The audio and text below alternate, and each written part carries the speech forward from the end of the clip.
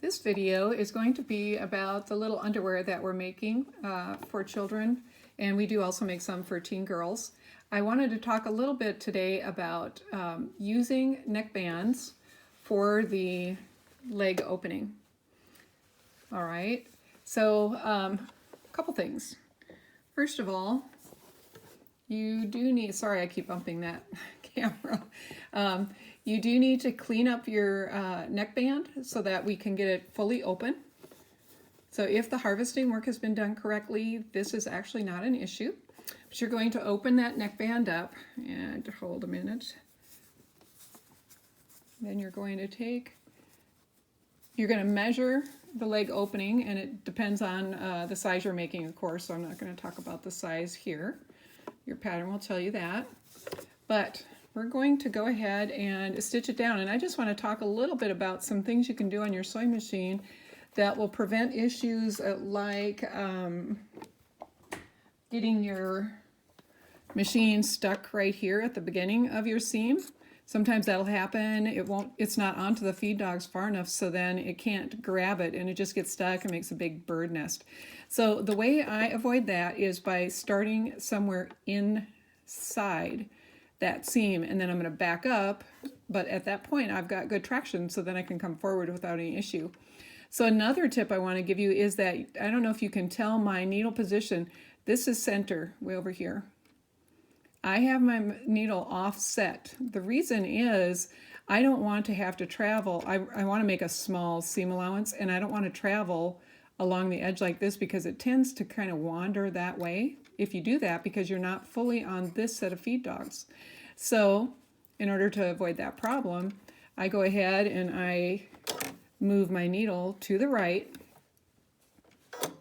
as far as it'll go.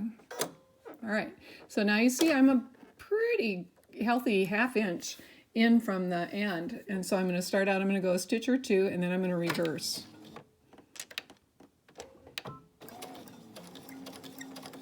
Now you'll see my machine does not have much trouble coming forward because I did that.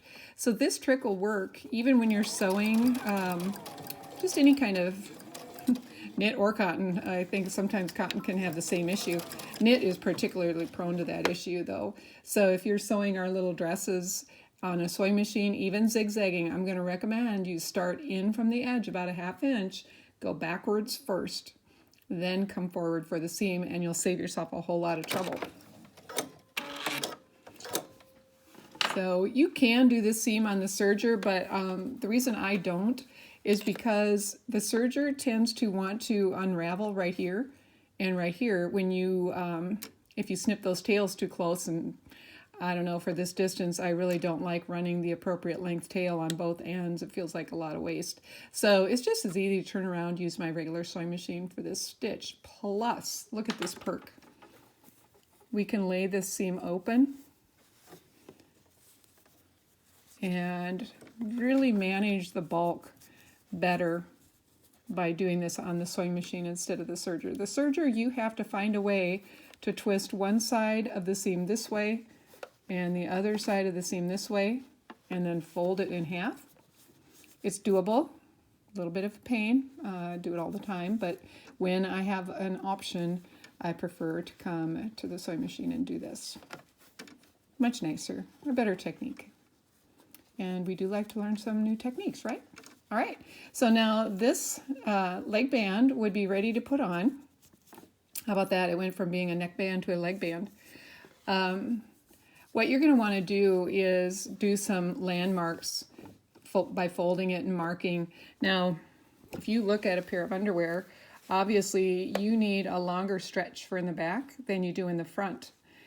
So, you know, marking in half isn't necessarily going to work really well, but honestly, just do your best to get an even distribution all the way around that leg opening, and you'll do well. Now, I'm going to show you something else. This is the crotch, and you'll notice one time I've got my seam, the connecting seam here, another time I've got it here. Personally, I don't think it matters a whole lot, except that you really don't want that connecting seam to be back here, because when a person sits down, let's say you were sitting on the street corner waiting for your mom while she's in the marketplace. Your tailbone or your pelvic bone is going to land on that connector seam and not be very comfortable. So I think it's just wise to move it away someplace where we're not going to have that issue. When I'm paying attention, I do actually prefer it to be up in this area. So, this is probably me getting in the zone and just making sure I don't have it here and not worrying a lot about it. But everybody has their preference and you are entitled to your preference. Just try to be mindful of the sitting down issue and having a seam because that's pretty tender. So that's it. You're going to sew that in, no different than you do a neckband. So I'm not going to do a demonstration of that.